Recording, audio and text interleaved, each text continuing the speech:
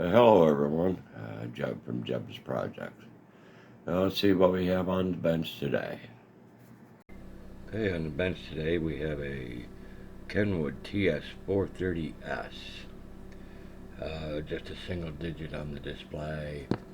It rotates alright, but it acts like a PLL issue. So you can change bands here. 10, or yeah, we'll go back to, there's 160, 80, 40, 30, 20, 17, drops out at 15, 12, and 10.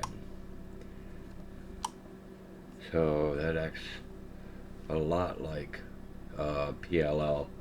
Half of it's dropping out. Well, we'll dig into the PLL circuit and see what we can find. Okay, according to the service manual, it wants us to go in on connector 1, pin 2, and check for 36 megahertz. If I can do this right, you should see on the oscilloscope that it's only reading 40 megahertz. I take and adjust C1, which is the frequency adjust, and it adjusts, but it will not come. Whoa, I was trying for 36. So with it not holding there, I'll have to see if I got a bad crystal in there. There we go. For some reason I lost the video for a second. I finally got my 36 megahertz back. What I had to do was replace this crystal. And the 36 megahertz crystal, which is X4. X4 was bad. That was only allowing certain frequencies to be able to lock in. Now they all lock in. So now it's got all bands. Now to go through and make sure she's on frequency, which I just adjusted that to 36 megahertz. She's drifting a little bit here. I'll have to let her warm up a second, and then I'll bring her back to where she belongs. Alright, now I gotta check out the encoder. For some reason the encoder only goes down. Your main knob only goes down, won't go up. So I'll check out the encoder, and we'll see what we find there. Okay, socket 23 on a control board. We have our 5 volts, we have our ground, and we have our pulse at EN1 and EN2 coming into IC9. They're coming in on 12 and 13 and 1 and 2. Coming out of 11 and 3, I have my pulse. Coming out of 10 and 4, I have my pulse. I have my up-down pulse on 10 and 3 of IC 10 and 11. And my down pulse on IC 10 and 11, and pin 11 and pin 4. Going into IC 13, I have my pulse on 1 and 6. The pulse going into Q48 and going up to IC1. Now, it seems that there's a problem inside IC1, because it's only detecting the down cycle, not the up cycle. Okay, we got another control board coming. Okay, the guy decided to do some upgrades while we're doing some repairs. It only had the 88S filter in it. That's the only filter was in it. I had the 88A, which is the AM filter. This was the sideband filter that was in it. So we put in the sideband filter, the sideband narrow filter, and the CW filter. So now it's got all the filters in it. It didn't have the FM board. I had another radio here with the FM board in. Put that in, that's operational.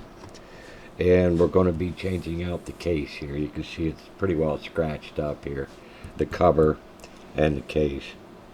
I've got from the other radio is in better shape, so we're going to be changing that out. Down on the front here has got some sticky buttons, so I'm going to be changing out the button controls, like the 1 megahertz and noise blanker and the attenuator buttons. They look like, or it feels like somebody spilled some soda pop in them. So we're going to pull them out and either clean them up or just plain replace them. We'll see which way works the best. I thought I'd do a quick overview of the outside of this radio. It's like this one here. You can see that button. It just back out. It just doesn't want to come straight out. It just kind of oozes out. There's a broken corner there. She's scratched up pretty good. Well, we're hoping to clean her up. Going to put a different face on her. Fix these buttons down here. And get her cleaned up a bit. And hopefully make her look a lot better. Okie doker. We'll be back. Okay, we got her cleaned up. And she looks a lot better. It's a different face. Still got some dings and bangs in her, but nowhere's near like that other one. Corner isn't broken. Case is in halfway decent shape. Front looks pretty good. Now we get the control board in and get her tuned up. Okay, well, she tunes up and down now. Up and down. What I found was IC13 on a control board. We got the other control board in, put it in, and it was bad. Be careful when you order off of eBay. You never know what you're going to get. It wound up it was really bad. No AM, no FM, no receipt to speak of. It would have taken a lot more work to figure out what was wrong with that board and repair the one that was in it. What I thought was a bad IC1 wasn't bad. What it was is I found that there was a short between pin 1 and pin 6 of IC13. Let me switch over to the schematic and then we'll show you there. Okay, on the schematic here, I had all my pulses all the way through here, 4, 11, and my up and my down pulses.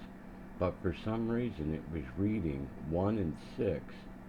Here at this point we're reading both the up and the down pulse.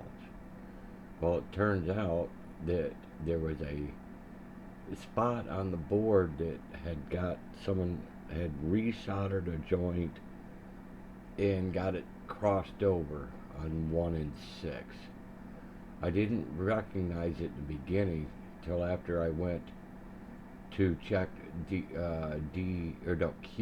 Yeah, no, it is D34 and D33. I disconnected D34 and it didn't make any difference.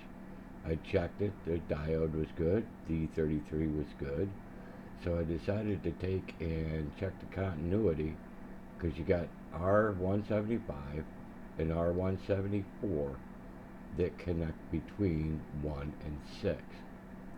So I thought I'd see if I had 44K there, and found it was shorted. So I found the spot that was shorted, cleared the short, and sure enough, I had my up back again. So this was pulsing. This wasn't pulsing correctly because it wasn't getting the 1 and 6 shift. For some reason, it was showing that everything up down on both pins at the same time. So now we got that back. Well, the radio works pretty good now. Decent receiver. I can hear the tone all the way down to a minus 110 dB.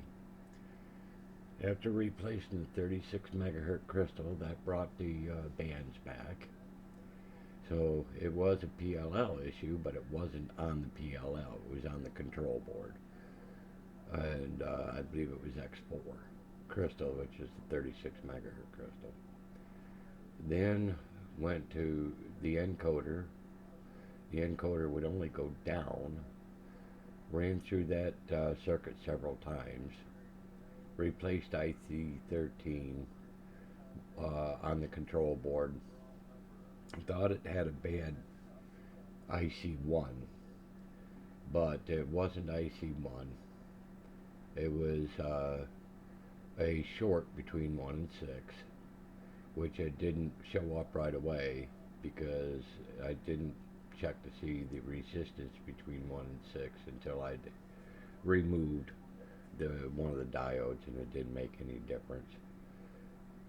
But now that we have it up and down on our frequency, we changed out the case, the cover, and a couple of the knobs, and for a better looking case, which really looks decent now, works good, has 125 watts out. The narrows work on it.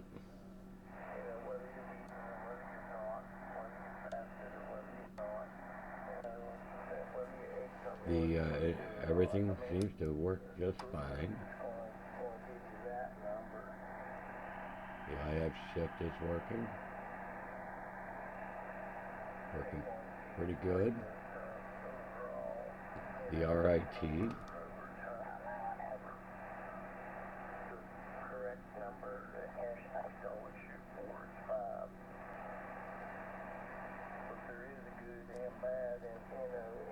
So the radio's in pretty decent shape. We'll run her for a few days, make sure she's stable, and then we'll send her home. I hope you enjoyed the video. Please like and subscribe, and catch you in the next one.